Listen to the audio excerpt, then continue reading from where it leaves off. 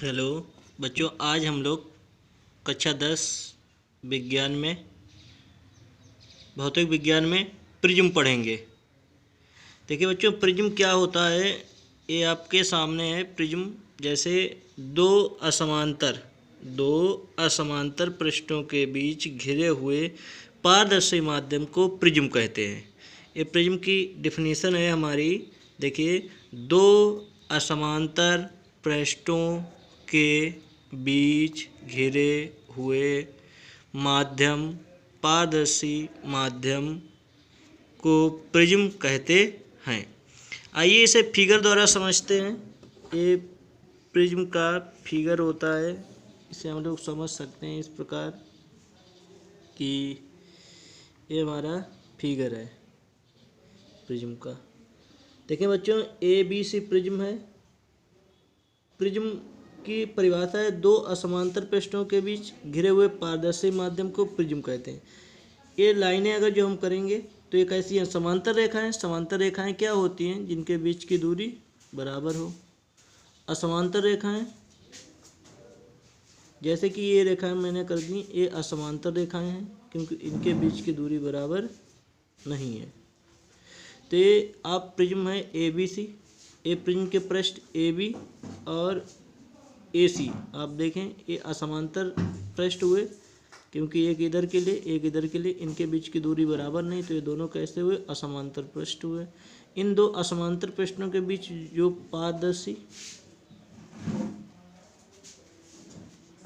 पारदर्शी माध्यम है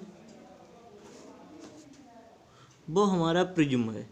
तो प्रिज्म की परिभाषा हमारी हुई दो असमांतर पृष्ठों के बीच घिरे हुए पारदर्शी माध्यम को प्रिज्म कहते हैं। चित्र में ए बी और ए सी क्या है? दो असमांतर पृष्ठ हैं, इनके बीच जो पारदर्शी माध्यम है ये हमारा प्रिज्म है।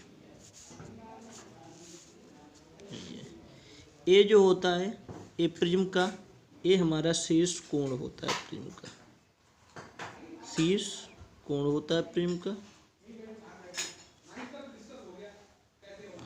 ये अब हम लोग देखते हैं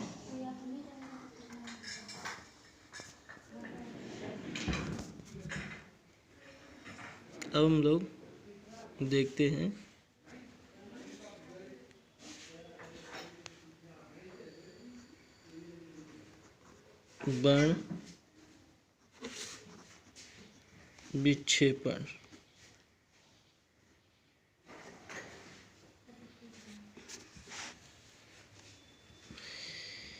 ये हमारा प्रिज्म है,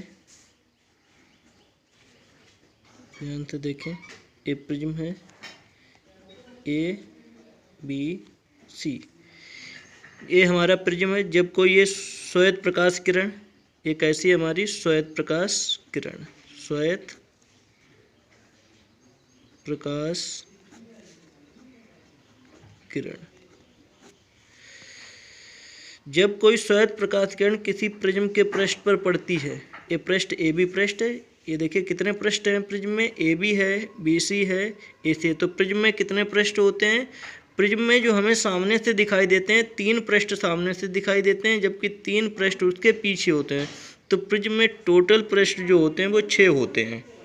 तो प्रिज्म में टोटल पृष्ठों की संख्या 6 होती है। हमें आँखों से केवल सामने से किताबों में जो चित्र बने होते हैं उसमें 3 ही पृष्ठ दिखाई देते हैं।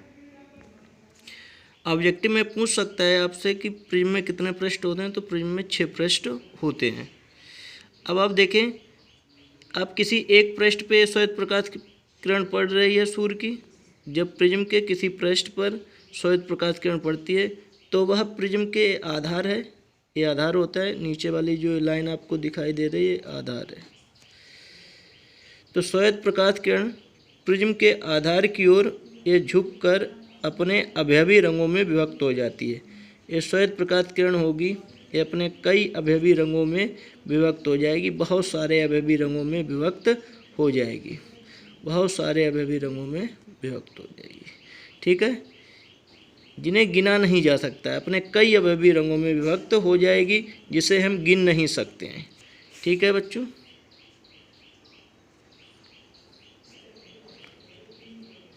तो ये श्वेत प्रकाश किरण जो थी, जब प्रिज्म के पृष्ठ की आधार की ओर झुककर अपने अवयवी रंगों में विभक्त हो गई, इस घटना को हम क्या कहेंगे?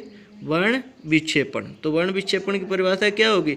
जब कोई श्वेत प्रकाश किरण किसी प्रिज्म के पृष्ठ पर पड़ती है तो वह प्रिज्म के आधार की ओर झुककर अपने कई अवयवी रंगों में विभक्त हो जाती है, अपने कई अवयवी रंगों में बट जाती है। श्वेत प्रकाश किरण का अपने अवयवी रंगों में बट जाना ही वर्ण विक्षेपण कहलाता है। देखिए बच्चों, जब हम इन अवयवी रंगों को देखने के लिए प्रिज्म के आगे एक पर्दा रख देते हैं तो प्रिज्म पे तो पर्दे पे हमें बहुत सारे रंग प्राप्त होते हैं, लेकिन इन रंगों के लिए हमारे पास नाम नहीं होता कि इन रंगों को हम क्या नाम दें या किस नाम से इन्हें पहचानें। तो इनमें कुछ रंग हैं जिन्हें हमें नाम दिया गया है, जिन्हें विबग्योर का नाम दिया गया है। जैसे इसे हम नए फिगर द्वारा समझाएं तो एक इस प्रकार आपको समझा सकते हैं, ABC। जब श्वेत प्रकाश किरण ए प्रिज्म के पृष्ठ पे पड़ेगी तो ये आधार की ओर झुककर अपने कई अवयवी रंगों में विभक्त हो जाएगी। जिन रंगों को नाम दिया गया है वो इस प्रकार से हैं।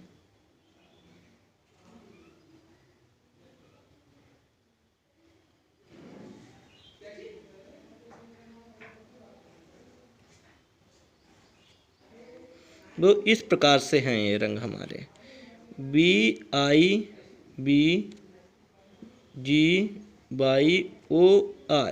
ये विबग्योर के नाम से जाने जाते हैं। जो रंग हमें पर्दे पे दिखाई देते हैं जिन्हें नाम दिया गया उन्हें विबग्योर का नाम दिया गया। ठीक, बैंगनी, आसमानी,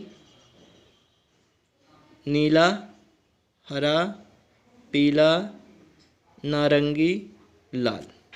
तो इन रंगों के ही नाम हमें ज्ञात हैं, बाकी रंगों के हमें नाम ही नहीं ज्ञात हैं। उन्हें हमें ये नहीं पता है कि क्या नाम दिया जाए, तो उनकी हमारी पहचान नहीं हो पाई कि उनका आखिर रंग क्या है।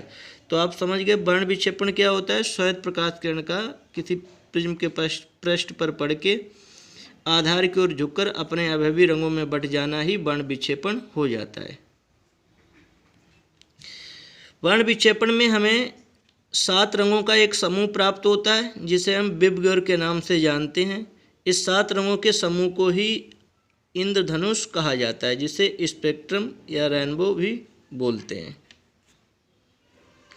इन सब में सबसे ज़्यादा आपको बता दें, जो ऑब्जेक्टिव में आपके पूछा जाता है कि सबसे ज़्यादा विचलन किस रंग का होता है। देखिए, विचलन का मतलब कोई प्रकाश किरण जा रही हो, मान लो ये सीधी प्रकाश किरण जा रही है। विचलन का मतलब ये इसका मार्ग है, बिल्कुल सीधे जाना है इसका।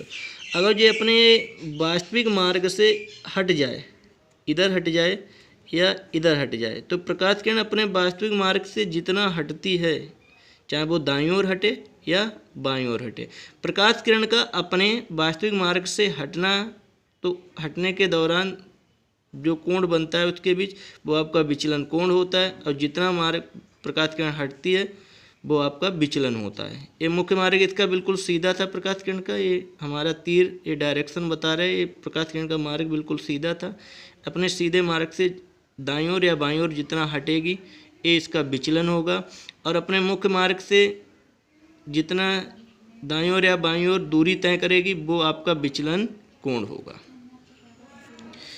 अब आप लोग देखें तो जो आपका मुख्य मार्ग से प्रकाश किरण के श्वेत प्रकाश किरण के मुख्य मार्ग से सबसे ज़्यादा आप इधर देख लें, विचलन आपका सबसे ज़्यादा विचलन किसका हो रहा है? बैंगनी रंग का सबसे ज़्यादा विचलन हो रहा है। तो इसका प्रकाश किरण ये जा रही तो ये सीधी जाती, तो ये सीधी चली जाती बिल्कुल इधर के लिए। तो सबसे ज़्यादा विचलन किसका हुआ? बैंगनी का हुआ। तो विचलन किस रंग का सबसे ज़्यादा होता है? विचलन सबसे ज़्यादा बैंगनी का होता है। ठीक है बच्चों, अब वर्तनांक सबसे ज़्यादा बैंगनी का होता है। आवृत्ति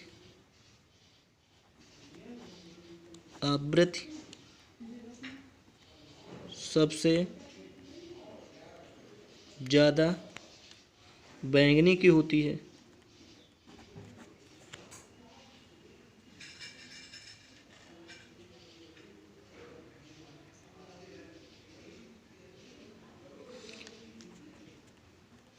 प्रकीर्णन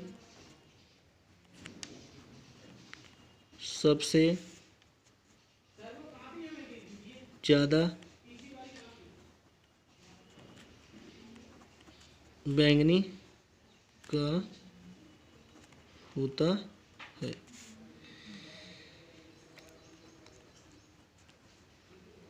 तरंग दैर्ध्य सबसे ज़्यादा लाल की होती है। फोकस दूरी सबसे ज़्यादा लाल रंग की होती है। तो आप देख सकते हैं सबसे ज़्यादा विचलन किस रंग का होता है? बैंगनी का होता है। सबसे ज़्यादा अपवर्तनांक किस रंग का होता है? बैंगनी का होता है।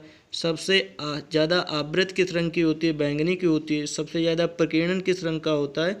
बैंगनी का होता है। तरंगदैर्ध्य सबसे ज़्यादा लाल रंग की होती है। फोकस दूरी सबसे ज़्यादा लाल रंग की होती है। तो ज़्यादा ये आप कन्फ्यूजन में ना पड़ें, तो सबसे ज़्यादा आप केवल दो ही चीज़ें लाल की अधिक होती हैं, वो आप याद कर लें। तरंगदैर्ध्य सबसे ज़्यादा लाल रंग की होती है और फोकस दूरी सबसे ज़्यादा लाल रंग की होती, ये दोनों याद रखें। बाकी जो भी चीज़ पूछी जाए सबसे ज़्यादा क्या होती है? सबसे ज़्यादा बैंगनी रंग की आप टिक कर दें। लाल की दो ही चीज़ें ज़्यादा होती हैं, तरंगदैर्ध्य और फोकस दूरी। ठीक है, तो और बाकी आवृत्ति प्रकीर्णन ये सब बैंगनी का होता है। जो चीज़ बैंगनी की अधिक होगी वो लाल की ऑटोमेटिक कम होगी। जैसे विचलन सबसे अधिक बैंगनी का होता है, तो विचलन सबसे कम किसका होगा? लाल का। जो चीज़ लाल की सबसे अधिक होगी वो बैंगनी की कम होगी। तो ये इंद्रधनुष में हमें कितने रंग प्राप्त होते हैं? 7 रंग प्राप्त होते हैं, जिन्हें हम विबग्योर के नाम से जानते हैं। ये हमारा वर्ण विक्षेपण था जो मैंने आपको आज समझाया।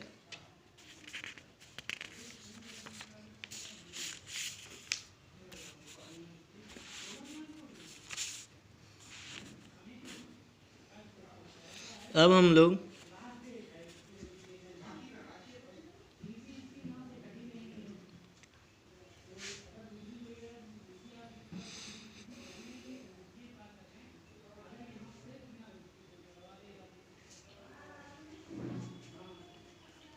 प्रिज्म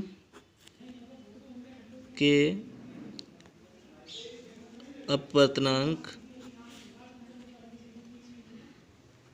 और प्रिज्म के अपवर्तनांक और विचलन कोण में संबंध पढ़ेंगे।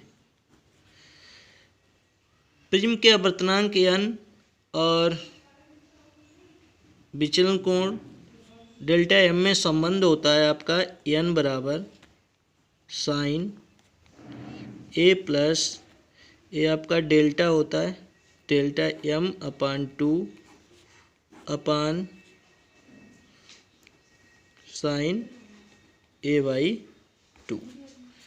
ए प्रिज्म के अपवर्तनांक और विचलन कोण में संबंध होता है n बराबर साइन a प्लस, इसे बोलते हैं delta, delta m upon 2 upon sign a by 2। इसे आप लोग ध्यान रखेंगे।